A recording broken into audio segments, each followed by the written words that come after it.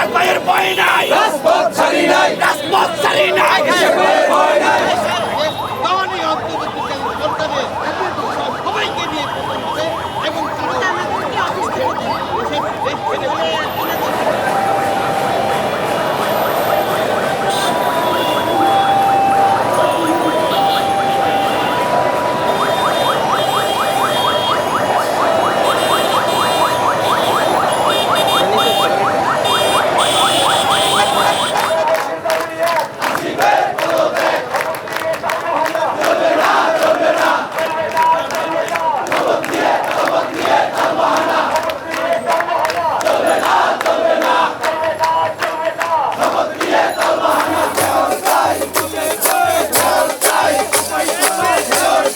দেখেন, এগুলো সব ভারতবাদী যন্ত্রণা, এগুলো যন্ত্রণা নিয়ে কাজ করছি না। আমাদের কাজ একটাই, ইশরাককে কোর্ট রায় দিয়েছে, মেয়র পদে বসায় দেন, গেজেট হয়ে গেছে বসায় দেন, সব ঝামেলা শেষ হয়ে যাবে। কারণ এরা রাজনীতির জানে না, নতুন নতুন ছেলেপেলেরা এসে কাকে কোথায় কি বলছে, কি করছে না করছে জানে না। বৃহত্তর দল বিএনপি, জনগণের দল বিএনপি, বিএনপিকে আমাদের আন্দোলন ইশরাক নিয়ে এখন ওইসব কোনো কথাবার্তা, কে নির্বাচন অফিসে গেল, কে পদত্যাগ করলো, ওটা দেখার বিষয় না।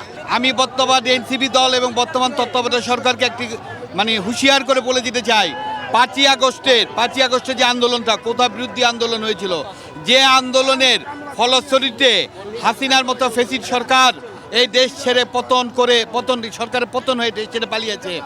আজকের এই ইশরাক বিরোধী আন্দোলনকে আমি এই সরকারকে বলবো, এমন কোনো কিছু করবেন না যাতে আপনাদের পতন আগামী 2 দিনের মধ্যে হয়ে যায়। সুতরাং ভালোই বলে কোর্টের রায়কে মানুন।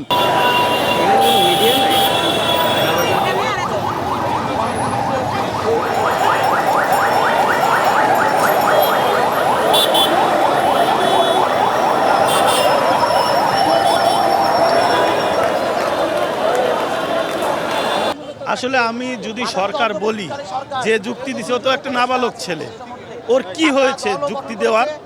ওর রাজনীতির বয়স কতটুকু? আমাদের এখানে যারা রাজনীতি আছে, যে যাদেরকে দেখতে পাচ্ছেন, একটা ছেলের মিনিমাম রাজপথের বয়স হচ্ছে 18 থেকে 20 বছর, আর ওর পুরো বয়সই মনে হয় 18 থেকে 20 বছর। তো ও কি যুক্তি দিল না দিল, এই দেশের মানুষ, এই দেশের সমাজ, এই দেশের আইন আদালত এটা কখনো মেনে নেবে না।